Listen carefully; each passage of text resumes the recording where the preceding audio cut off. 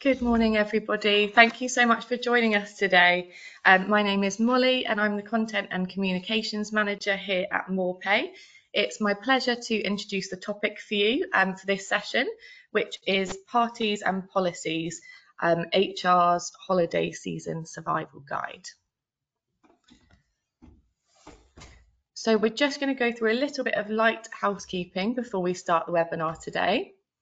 So in terms of the agenda for this morning, Michelle will start off by talking about an employer's legal responsibilities and duty of care. She'll then discuss navigating the blurred lines between work events and behaviours. Michelle will then cover best practices for managing alcohol and drug-related incidents and approaching flirting and flings with professionalism. And finally, Michelle will talk about reinforcing company culture while celebrating the season and reviewing and updating your people policies ahead of the holiday season. So we're then going to move into the Q&A section after the main webinar, where you'll have the opportunity to ask Michelle any questions. So as I say, after the main presentation, we'll move into the Q&A section of the webinar. You may have noticed that your microphone is on mute, but we do want to hear from you. So please do drop your questions into the question panel shown here on the screen. We've had a really incredible response to this webinar, so I imagine we'll have lots of questions, but Michelle will do her very best to get through as many as she can at the end of the session. Just another note, if anyone there is facing any technical difficulties, then please don't worry too much. We'll be sending everyone who has registered today this recording of the webinar along with the slides as well. But if you do have any technical difficulties, then please just pop it in the Q&A panel. And if loads come flooding through, then I'll know that we've got an issue our end and I'll try my very best to fix it. Okay, so before I hand over to Michelle, I'm conscious that we have some people on the webinar that may not know anything about MorePay or may only know a little bit. So I'm just going to give a very brief introduction. So we provide payroll and HR software as well as outsourcing services to UK businesses. We've been around since 1966, have all the accreditations you'd expect, and we're rated excellent on Trustpilot. Our promise is to make payroll and HR easy, and here's how we do it. So we've built payroll and HR software that's easy. We deliver quality outsourcing options, and all of this means worry-free compliance for businesses. On this slide here, you'll see some of the businesses who trust us to take care of their payroll and HR. And did I mention that we're award winning? We've won the Rewards Payroll and HR Software Provider of the Year, as well as the CIPP's Payroll Service Provider of the Year last year.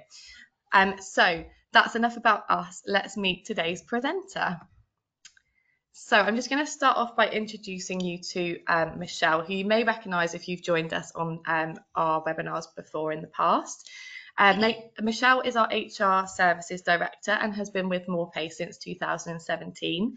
She is CIPD qualified with 20 years of both operational and strategic HR experience.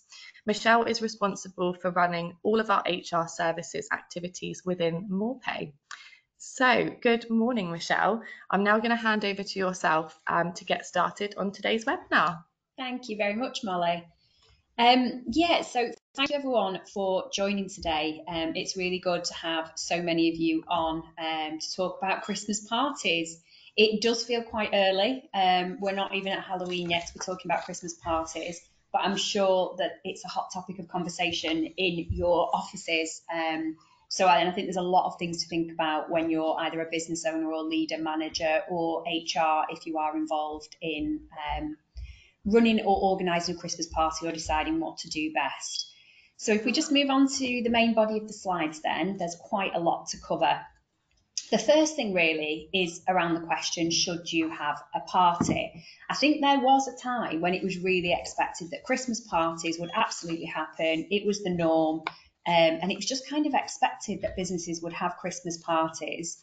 Lockdown, although that's sort of 4 years ago now, I think it's forced us all to think about things in a different way. And obviously during lockdown, Christmas parties didn't happen and businesses had to think of another way to celebrate Christmas, to celebrate the holidays, and to reward their staffs in different ways. And the truth is that we have all emerged from lockdown with a bit of a different perspective on life, particularly when you think around things like hybrid working, and the ways that we do things going forward. So I think before I start with all the practical do's and don'ts about Christmas parties, it is okay as a business to ask yourself, should we have a Christmas party? Just because it was a tradition doesn't mean that it's something that you have to do continuously. There may be a different way to do things that suit people in a better way. So think about the considerations when making that decision. Is there an appetite for the party? It might be something that you can survey your employees on. Do they actually want a party, or is there something that they would prefer? What happens when you've got a workforce that are spread around the country? How can they get to the party? Are there home working people who maybe are really far away? You might have people in remote parts of Scotland or the south of England, and you're looking at having a party somewhere in the Midlands. Is that going to practically work, and are you being inclusive of everyone? You need to think about, will it be something that's welcoming for people who don't drink? There are lots of people out there, sobriety movement's huge at the moment. Is it inclusive of them? You know, I am hoping that we're past the days of the kind of Wolf of Wall Street type parties that happened that we've all seen in the film. But traditionally, Christmas parties did involve quite a lot of booze. Is that the right thing to do now? Again, about it being accessible for a diverse workforce, and not just about where they live, but who they are and the differences in people. Is that including everybody, and is it the right thing to do? And just generally, could the budget be spent on something else? Is there something better that you could do across the board? So sort of alternatives, you could do a virtual Christmas party. They did become very popular during lockdown, and there was some very creative and inventive ways of doing that. Could you do a daytime event where you take people away from work and do something a bit different that isn't the traditional Christmas party? Or could you use that budget to give gifts or benefits to your team in a different way? So before you decide on a party, think about these things and think, is it the right thing to do? But if you do decide it's the right thing to do, then this webinar is going to help you through managing some of the tricky responsibilities. So to start with that, we're going to talk about your responsibilities and duty of care from a health and safety perspective. It's a great way to reward your team for a job well done, and it's also great to think that your team are going to be able to relax and enjoy and reap the benefits of hopefully a successful year. So the focus is around fun, around team building, but you've got to remember that a party is the extension of the workplace. And from a health and safety perspective, it absolutely does not stop because you are at a party which is outside of work hours. And it's really important to think about how you keep everyone safe. Now, from a duty of care point of view, you've got to remember that employers have a legal duty to make sure employees are safe at work events. And you are legally responsible for ensuring that the event is safe and minimising any risks or hazards or dangers. And then from a liability point of view, there's a really clear guidance in employment law that employers are vicariously liable for the behaviour of employees at work social events. And that's quite a big undertaking for an organisation to take on. And shortly, I will be talking about two tribunal cases that have been heard in recent years that actually touch on this very subject, but just bear that in mind. But then in terms of the practicalities, if you are doing it, how can you keep people safe, and what do you need to do to keep people safe? So if we just move on to the next slide. Okay, so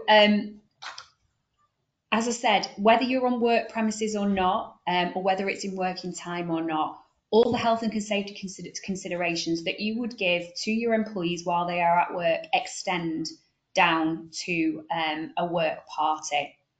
So how can you keep everyone safe? These are just some practical advices.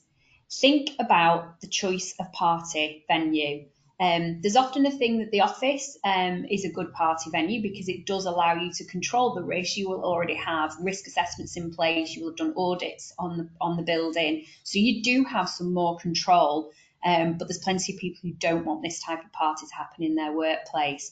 If you're going with an external venue, you're going to need some more safety measures in place because it's an environment outside of your control.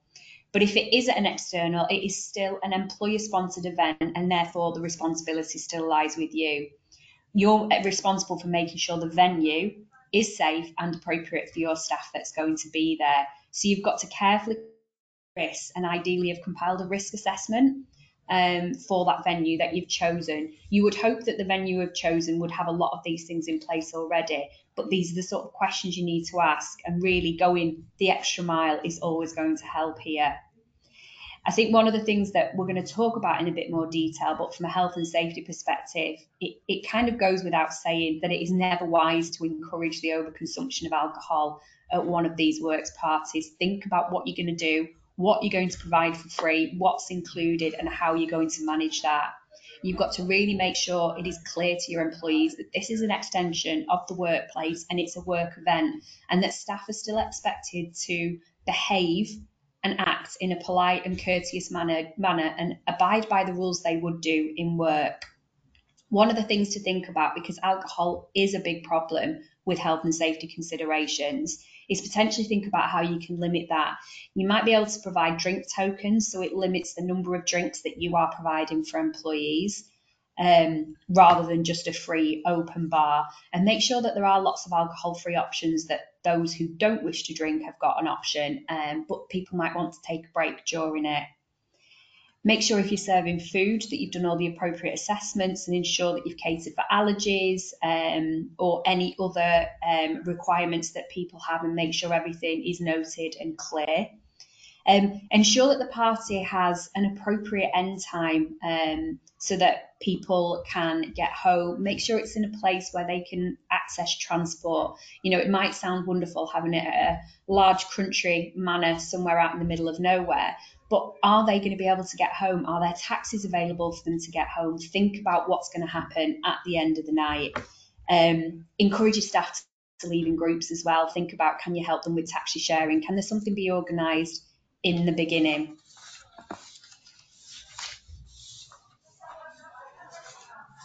So moving on then to thinking about the work event and post-party behaviours. I think it can be easy for some employees to think that they can disregard what happens at after parties as not an extension of the workplace, but this is absolutely not the case. It really isn't that simple. If an employee's actions outside the workplace impact your organisation, then an employer can and should intervene. And there are circumstances where it even may be necessary to take disciplinary action to protect your staff, uphold your company values, and minimise reputational damage. And here are some examples of scenarios where you may need to get involved at something that has happened after a works party. This could be things that have happened on social media, so social media posts that are about between employees, about the company. There could be numerous things involved. Also, unfortunately, this does happen. You may need to intervene from an employee perspective if an incident happens at an after party where the police are involved, whether it's something to do with bullying and harassment, the very serious allegation of potential sexual harassment, or drug use. These are just some examples of things that might happen at an after party where you may still need to intervene. And to be honest, at More Pay, we have helped countless clients with issues like this. It can feel even more tricky to deal with an employee relations issue that has happened at an after party, and it may feel like there were blurred lines in terms of responsibility. But I think that the way to look at it is that this is all an extension of the workplace, and it needs to be treated with a really serious manner. Because these things do happen. We have lots of examples of our customers having situations like this and having to help them through these quite tricky ones. Now, on that note, I mentioned that there are two cases in the press that have been over recent years that I think is really important to call out. And it's around vicarious liability. So this is some of the case law that our teams would look to. And the fact that an employer may be held liable for the acts of an employee in the course of employment, but if the act is outside of work and it connects them to work, then it can be fair to hold the employer liable. So the two cases here, the first one is Shelbourne versus Cancer Research, and this was in 2019. And both of these cases you can look up on the internet. A quick Google search will find you the detail of these cases. But in the first one, we will look at the Shelbourne case. So the person involved was called Bellick. He was actually not an employee. He was a visiting researcher who was doing some work for cancer research, and his visit coincided with the Christmas party. So you can imagine that he was invited to the Christmas party. There was a cancer research employee at the party called Shelbourne, and he attempted to lift this employee, and it resulted in him dropping her, and she had a serious back injury. So Shelbourne made a claim against her employer, alleging that they had inadequately supervised the party. Now, obviously, this went to court. It also went to appeal as well. Ultimately, the court did rule that there wasn't sufficient connection between Bellick and the nature of his job and what happened at the party. It felt that cancer research had put in lots of things in place to protect their employees at this party. This had happened, but they felt it was something that was outside of cancer research's control. So actually, in this case, they were found not to be liable. But then if you come over to the other case, which is Bellman versus Northampton Recruitment Limited, the opposite happened here, and this is where you've got to be really careful. So there was an after party that happened after a work event, an outside of work event, and the managing director actually ended up punching a sales manager, which caused a traumatic brain injury. So as I said, the event had taken place at an after party, which was after a Christmas party that had been organised. This case, the Court of Appeal actually found that the punch was an assertion of the MD's authority, and it was related to someone challenging his authority, and therefore they linked this incident directly to the MD's position, and therefore it was related to the employment. And the court ruling was that the company was liable for the actions of the MD in this circumstance, and they should have done more to prevent it. So I think they're two cases that are really important, and if you can go and read more about them, I would do. Just helps you sort of give some of the context. Moving on then to talking about managing alcohol and drugs related incidents. For those of you in HR or managers who have organised many a Christmas party, and I speak from my own experience of being in operational HR for many years, you will likely have had to deal with an incident that happened around drugs or alcohol at a works event. So some of the stats here around handling drugs and alcohol: 1 in 10 UK citizens between the ages of 16 and 59 regularly take recreational drugs. And from that stat, you could probably take it that they are likely to do that at a Christmas party. And then, worryingly, there was a survey that was done where 25% of workers said they were so drunk at a works Christmas party that they couldn't remember getting home. They're quite startling facts. So if we move on then, it's thinking about what you need to do, and do you have the right to intervene? What can an employer do? The basic answer is yes, you do have a right to intervene where the conduct of that person is impacting the business or the employees. It's not even just a right, you should intervene. You need to think about what you can do before, during, and after in these situations, just to try and minimise the risk of the reputational damage. So I will come back to the fact that you should make it very clear what the expectations are of people on that night. You don't want to be the fun police and drag all the fun out of it, but people should be told that they are expected to behave in a certain way, and this extends to drugs and alcohol.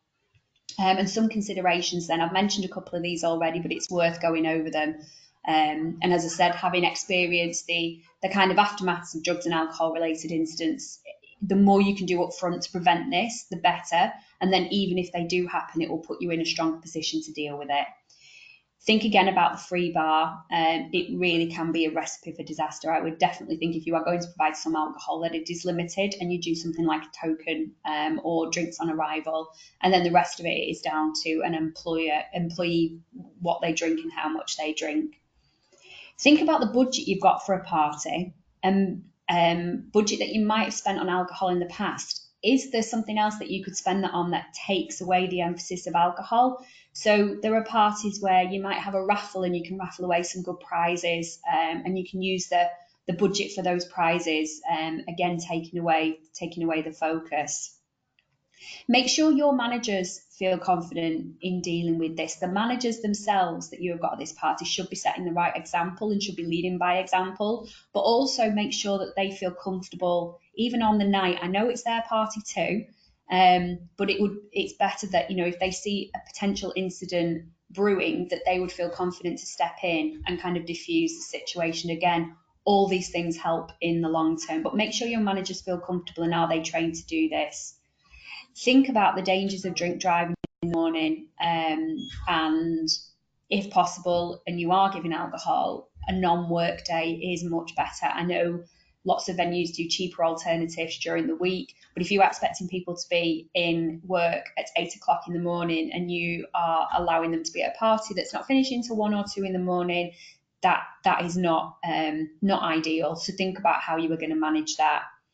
And then just in general, ensure that you've got the right policies in place, policies and procedures in place to deal with anything that does happen. You know, I really hope it doesn't.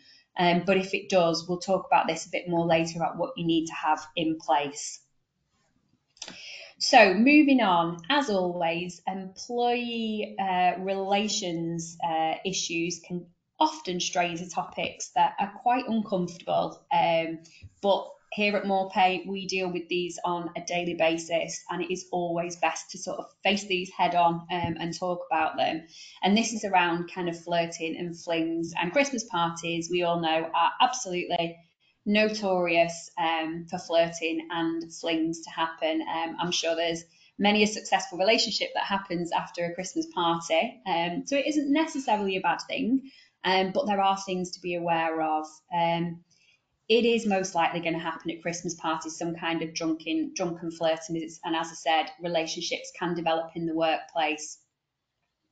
I don't think there's a cause to ban workplace romances. It's certainly not something that would be easy to enforce, unless there's a particular reason that your organisation needs to do this. And to be honest, where organisations do openly ban workplace romances, it often leads to secrecy, which makes things far more difficult. So sort of general advice would be not to put kind of blanket bans in place. But there are things that you need to think about at a Christmas party.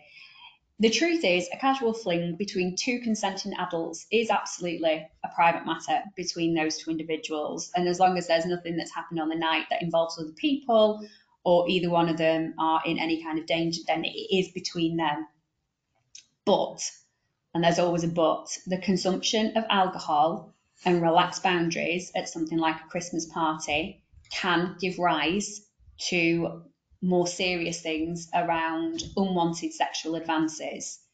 And I think in general, this is a huge topic for employers around sexual harassment. And if you think about it at the moment, there has been an update in the Worker Protection Act recently, which has come into effect.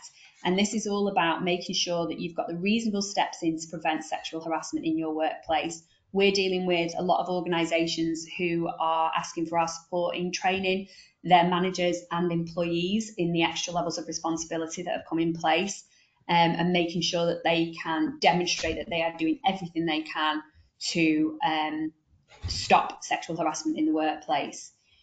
You take that in the context of a Christmas party and it does become more difficult, especially where there is alcohol involved. So I think it's even more important in a situation like this to make sure that you've done everything you can. So I'd really encourage you to think about the new rules and regulations that are in place and what you can do to support it. But just make sure before that your policies and procedures are in place. Again, more on this shortly. And if a grievance or an issue is raised by an employee following a works event, then take advice and follow that fair process to investigate the incident.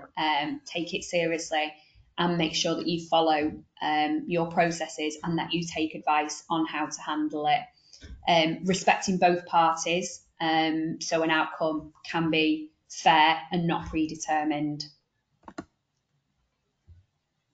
I think company culture is a really important thing to think about whilst you're celebrating the holiday season. And I'm just going to go through some areas of your company culture which are going to impact your party, and sort of maybe some of the softer skills that you can think around this.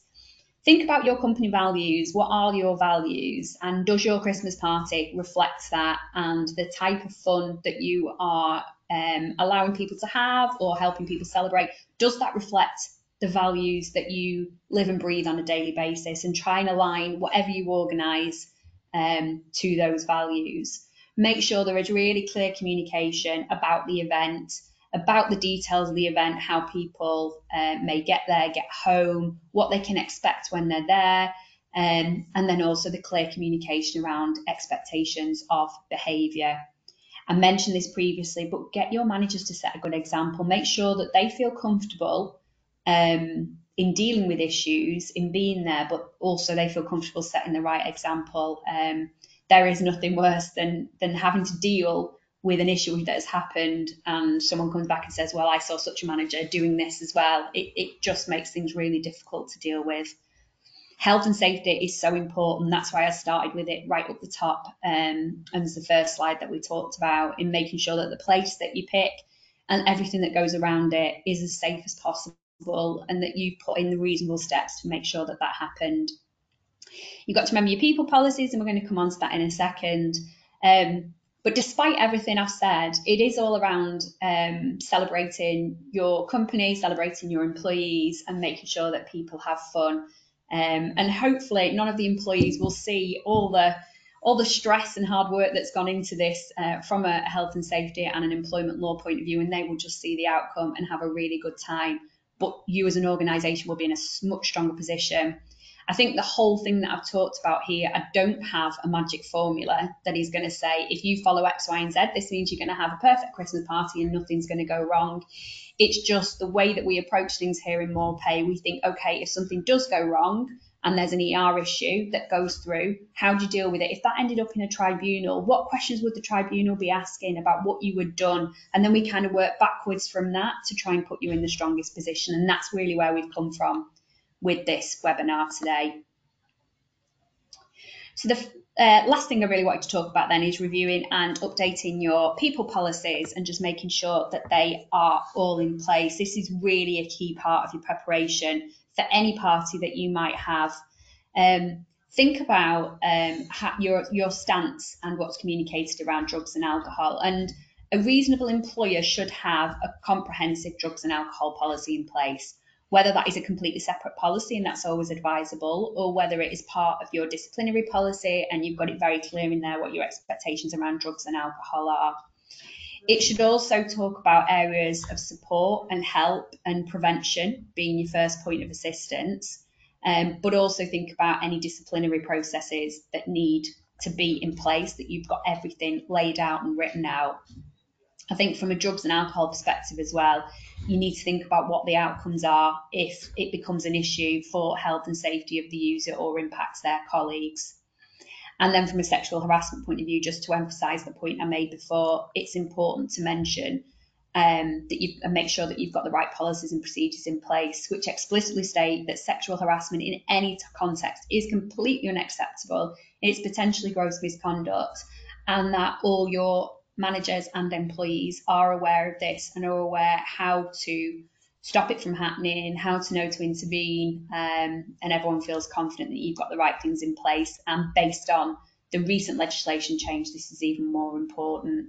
The only other thing I would add to this list of policies around the grievance policy, making sure that the grievance policy is up to date and correct, so that if there is an issue, that someone would feel confident coming to talk to you about it after the event. So yeah, that's the end of the formal slides. There's a lot to go through, and not, as I said, one clear answer on how to make it happen. There's just lots of things for you to consider. But I'm going to hand back to Molly to see if we've had any questions come in that I can help you with. Brilliant. Thank you so much, Michelle. That was fantastic. So first question, which I think was sent in advance while I look through the Q&A panel. How can we ensure that our Christmas party policy is inclusive and respects diverse cultural and religious backgrounds? Yeah, that is a really, really important question. I think the main answer that I would give you is just don't default to the norm, and potentially what was tradition in the past, which was get a venue, put booze behind the bar, serve some food, and put some music on. That isn't the real way to do things now. There will be lots of people who will want different things from a party. The truth is, you're never going to be able to please everybody, but you've got to make sure that there is enough in that party that you've organised that can include different people.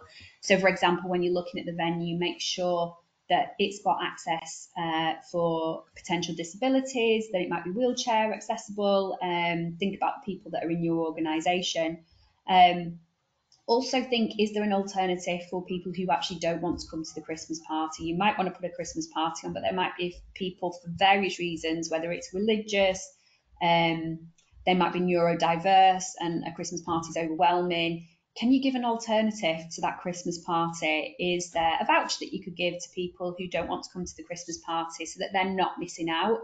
But I still think that if you're quite creative, that you can think of things in that party that aren't just centered around alcohol and dancing. Like I said, you might be able to do some games like stand-up bingo, things that aren't necessarily around the traditional Christmas parties. Think about how you could make it different.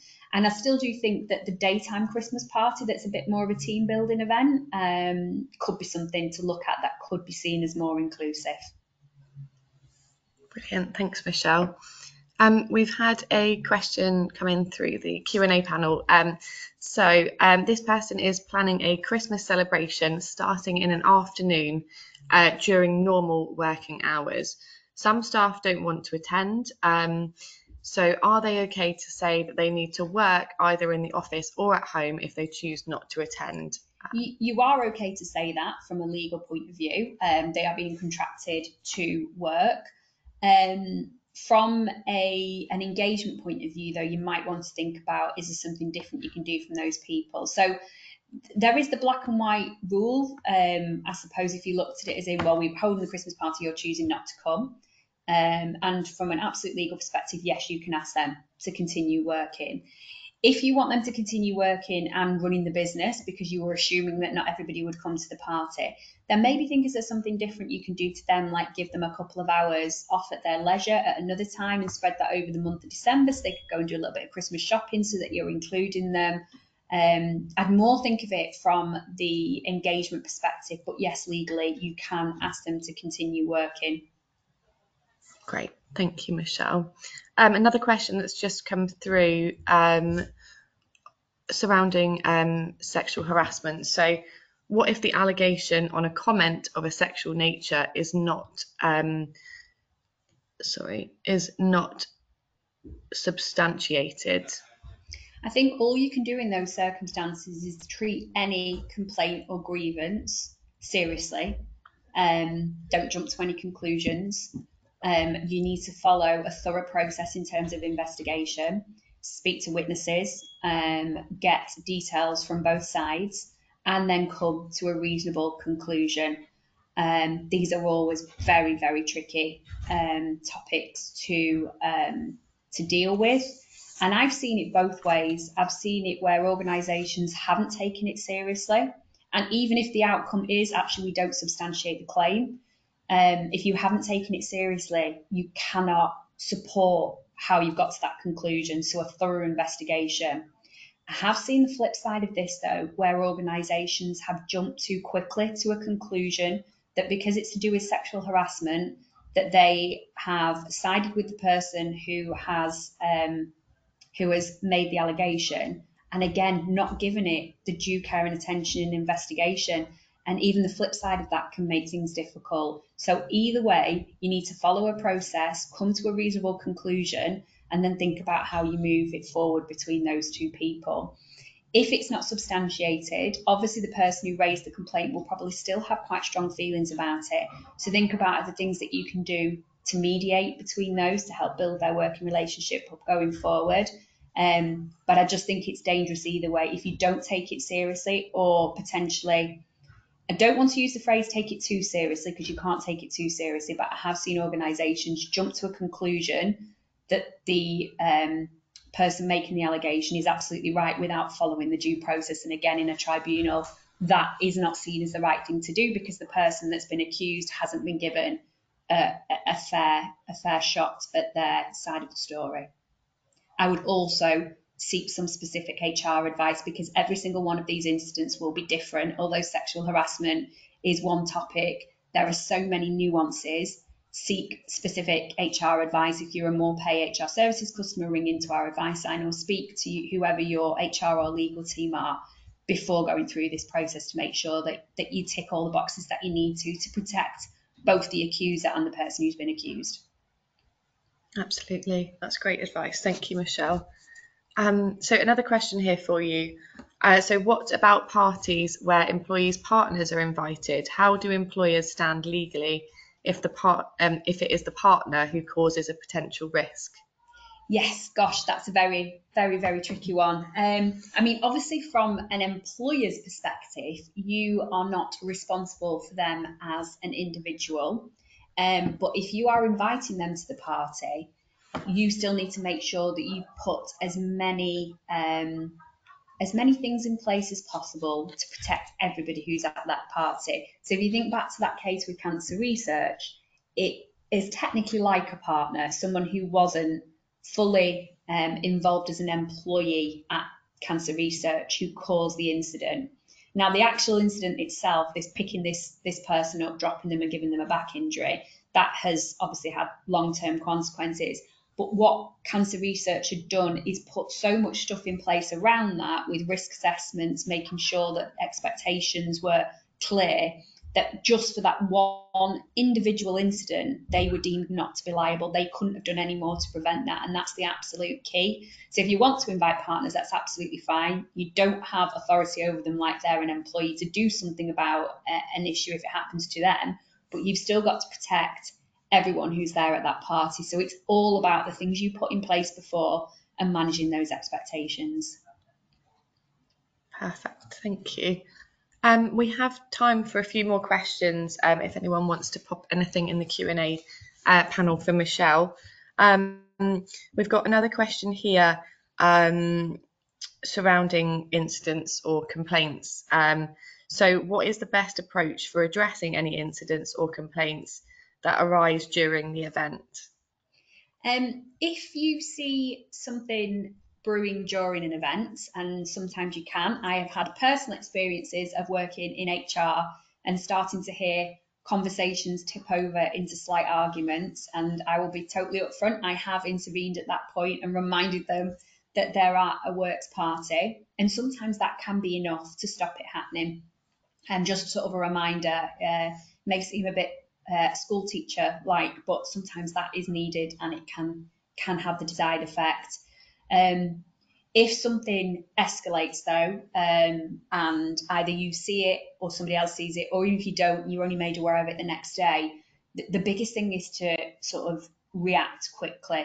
Make sure that you invoke the right processes and procedures and follow them through, and be thorough with them.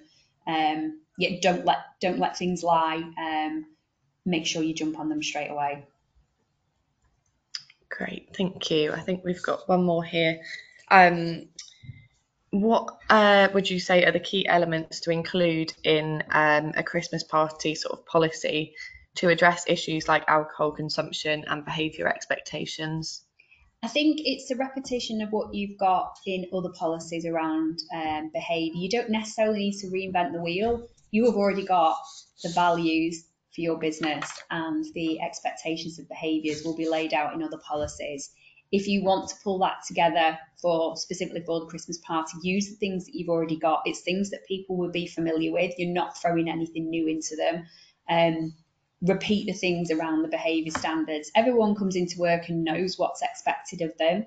If you are saying we still expect you to abide by these rules whilst you're at a work event or at an after party of a work event, then that is something that people should be able to easily understand. I don't think it's about writing new things. It's about a re-emphasis. You can absolutely take it and put it in the context of a Christmas party when you're communicating about it.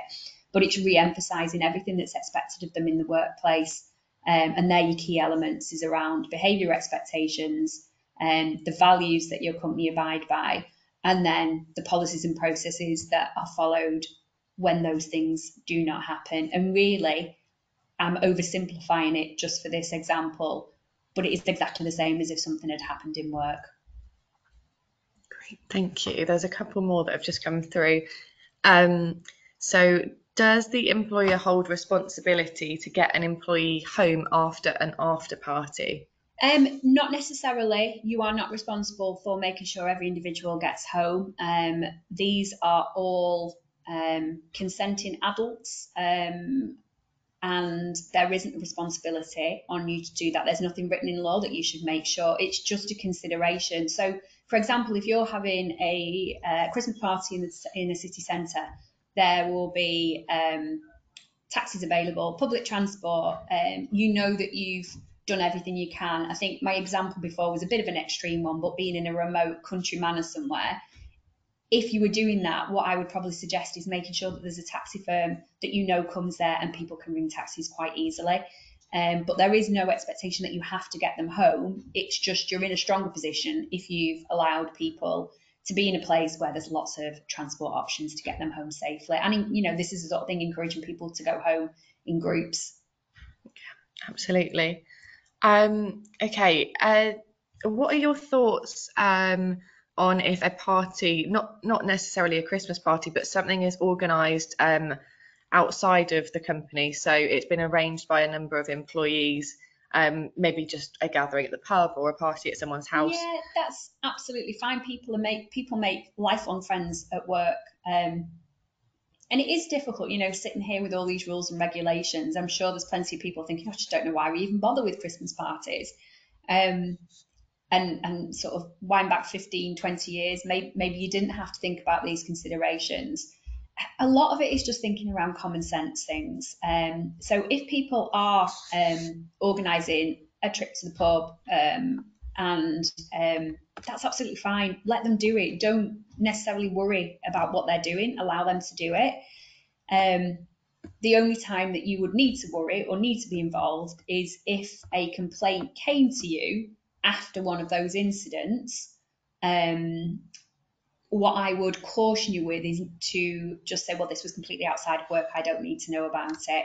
You might need to just seek advice before you make that decision. Don't get involved in what they're doing. You don't need to lay out the expectations. You don't need to do everything.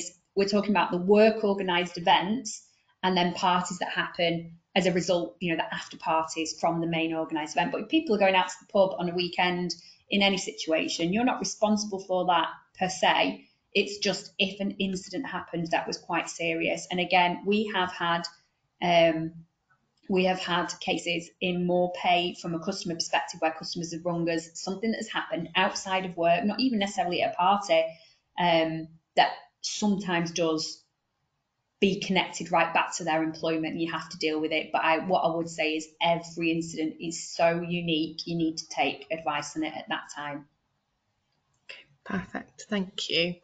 This one's quite interesting actually, Michelle. So if a company gives Christmas gifts to all of the members of their staff, but you have employees that are Jehovah's Witnesses and cannot celebrate or accept the gifts, should we give them the cash value of the gift to make sure that they're treated equally?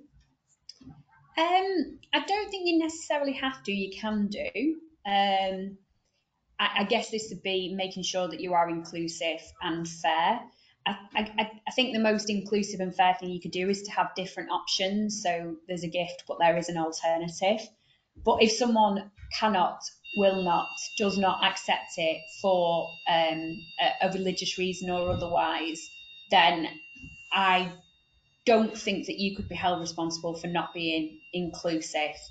But there may be another option that you might want to, but it is very difficult to cover every single basis. I guess the only one that I really would be careful with is alcohol as gifts. That is something that is a bit more difficult, either to people who don't drink, who choose not to drink, or don't drink for religious or health reasons. I think that's the only one that I would be careful around in terms of gifts that could be seen as something that isn't very inclusive. Perfect, thank you. Right, we've got time for one more question. This is kind of in relation to the question we had before about a social event that's arranged sort of separately by employees. So this person has asked, how about a social event arranged by employees but the leader or manager is there too? Does that then become more of a workplace event, or is that separate? Again, if it's just something that's arranged between friends, because truthfully, managers can be friends with employees in their team, and it isn't about stopping these things happening, because this is just human nature and how friendships are formed. There are probably, most of us in this room have got friendships that span over companies that you've left a long time ago.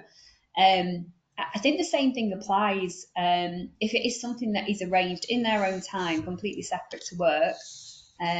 Generally, most things that happen there, but if there's an incident, that's when there's a problem. And it would be just understanding what that incident is. Is there a chance that this is then seen as an extension of work because the only reason these people were together was absolutely because of their employment? But again, I would take advice at the time. But in terms of the organising, because it's not something formal, it's not something work are paying for, you don't need to put the stringent rules in place that I'm suggesting for a Christmas party. But just be aware, again, of not dismissing an incident because that's nothing to do with us, because there is case law around things that have happened outside of work that has ended up being linked back to work because that is how they knew each other and it can be related to their employment. But there's so many nuances to it. Take advice.